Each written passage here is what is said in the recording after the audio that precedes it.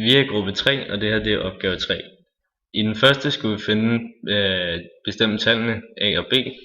Vi har vores tal hernede, og vi har vores punkter i et koordinatsystem her. Vi har formlen for A her, og vi har formlen for B her. Vi kan finde A ved at sætte dem ind i formlen, og det giver 0,4. Og så kan vi sætte A ind i formlen for B, hvilket er 0,4. Og det giver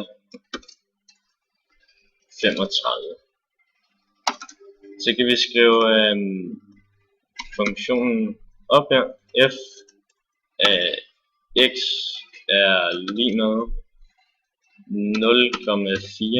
0,4 x plus 35.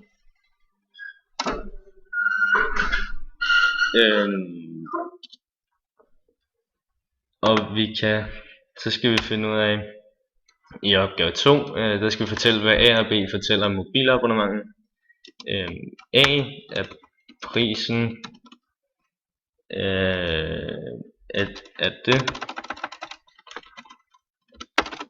prisen stiger med hver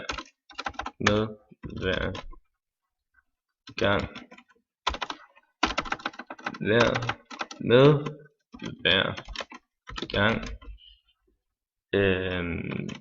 du taler i telefon i 1 minut. Og B er startgebyret.